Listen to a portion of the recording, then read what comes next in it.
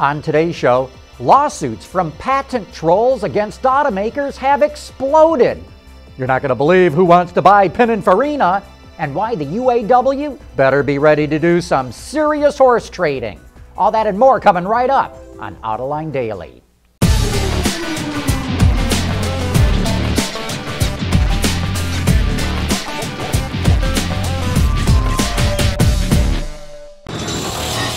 This is Autoline Daily for March 25th of 2015.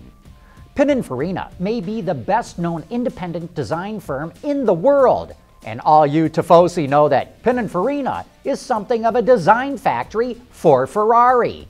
But now Bloomberg reports that Indian automaker Mahindra is close to buying Pininfarina. No other details are known at this point, but the news sent Pininfarina shares up 10%. Italian companies are turning into juicy targets for takeovers.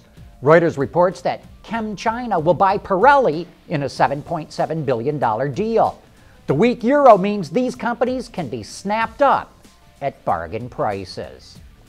Automakers and suppliers have seen an explosion in lawsuits from patent trolls.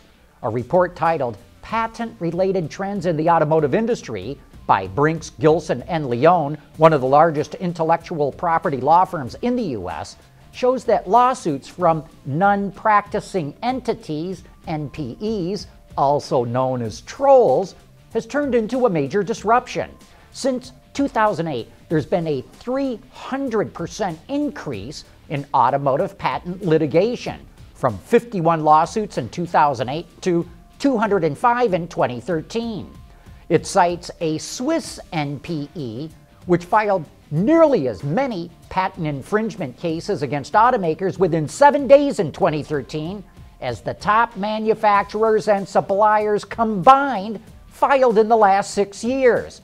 Steve Oberholzer, a partner with the firm, says, and I quote, "The new frontier in auto industry litigation appears to be battling NPEs, and pressure continues to mount on policymakers to provide the industry with some relief from NPE lawsuits." Car sharing is becoming ever more popular, so giant German supplier Continental and a Belgian company, De Letteren, are forming a joint venture called OTA Keys that will offer virtual car keys to fleet operators. Say you want to rent a car. You would reserve one with your smartphone, and then OTA Keys sends a digital encrypted file to your smartphone. You then use that virtual car key via Bluetooth to get into the car. Currently, OTA Keys only unlocks and locks doors and starts the car, but in the future, it could be used to transmit favorite radio stations or even seat preferences. The service starts in Europe, but will go to Asia and America as well. Coming up next, Jaguar unveils a new XF, but can you spot the new one? Autoline Daily is brought to you by Bridgestone Tires, your journey, our passion, and by Dow Automotive Systems, breakthrough technologies for lightweight vehicles. In case you missed it, Jaguar's all-new XF performed its high-wire act yesterday across London's Canary Wharf. The exterior design of the car hasn't changed all that much from the previous one, but you may notice a reworked front and rear fascia. It's 2 inches longer, and thanks to an aluminum-intensive architecture, it was able to drop up to 420 pounds. Power comes from a host of gasoline and diesel engines with range-topping forced induction V6s of each type. Inside, there's a new driver's instrument cluster and JLR's all-new In-Control Touch Pro infotainment system, which features a 10-inch touchscreen that can be split to display something different to the driver and to the passenger. The all-new Jaguar XF makes its public debut at next week's New York Auto Show. Coming up next, the UAW is great at telling everyone what it wants, but what is it willing to give up? For the people at Dow, racing is a sport and a science. We enjoy one and learn from the other. But like most competitive people, we like winning at both. This is the human element at work. Dow. UAW delegates are in Detroit this week to plot their strategy on a new labor contract with General Motors, Ford, and FCA. We're hearing a lot about what they want, but what we're not hearing is what they're willing to trade off. As we showed you yesterday, the Detroit automakers still have higher labor costs than all the transplants except the Mercedes plant in Alabama.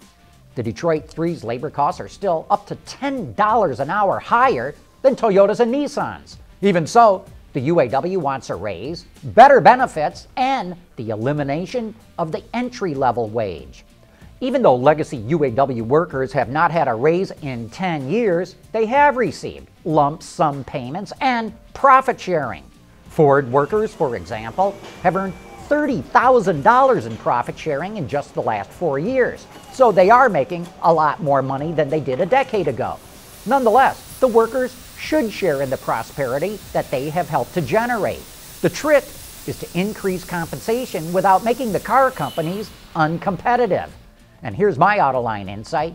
The union should push for more profit sharing, and it should be willing to have its workers paid in stock and options, just like top management. After all, if Wall Street is reaping most of the riches of America's resurgence, why not give a little bit of Wall Street to blue-collar workers? I think that's the fastest way to bridge the gap in income inequality. And if the union wants to have the automakers give up their entry-level wage, commonly called Tier 2, then they better be ready to do some serious horse trading. The automakers would love to offload their pension obligation and replace it with a 401k. I think something could be worked out like the VEBA, which offloaded the automakers' healthcare obligations. Taking those pension obligations off the books would produce an instant boost in the stock price of each car company. And if workers were getting some of that stock, some of their sacrifice would go right into their pockets. The point is, there are points of mutual benefits that each party can reach by being flexible, creative, and keeping an eye on staying competitive. Anyway, that's my take on the situation, and that wraps up today's show.